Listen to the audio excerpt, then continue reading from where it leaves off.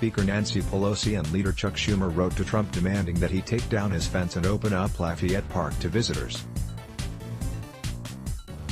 Pelosi and Schumer wrote, "We call on you to immediately reopen Lafayette Square to the public, a place which has long been a venue where Americans can gather to freely exercise their constitutional rights in close proximity to the White House." On June 1, 2020, you were responsible for ordering federal officers to force peaceful protesters from the square using tear gas and other violent means, in clear violation of the protesters' First Amendment rights of freedom of speech and assembly.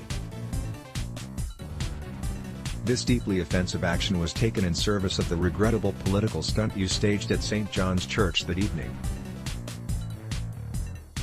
You have now erected heavy, semi-permanent steel fencing to wall off the square, your conversion of this unique public park in the heart of our nation's capital to what looks like a militarized zone denies citizens access to the park and sends the worst possible message to the American public and people around the world.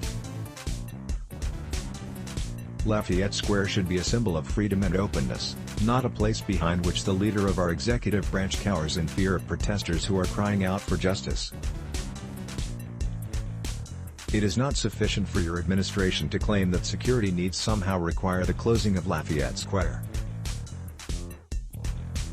The secure perimeter of the White House was expanded dramatically in 1995 with the closure of sections of Pennsylvania Avenue and E Street, NW. Those measures have for a quarter of a century been adequate to protect the White House complex from terrorism and all manner of other threats. It is simply not credible to claim that the current protests justify the oppressive walls you have erected in response. We therefore urge you to tear down these walls, reopen Lafayette Square, and allow the public to gather there for you and all the world to hear their voices. Trump's fence has backfired. The president's bet on law and order has left us further behind in the polls and has even more Americans against him. Pelosi and Schumer are correct. The fence is un-American. There is plenty of security around the White House. The protesters aren't coming to get Trump, and if they ever decide to, he can always return to his bunker.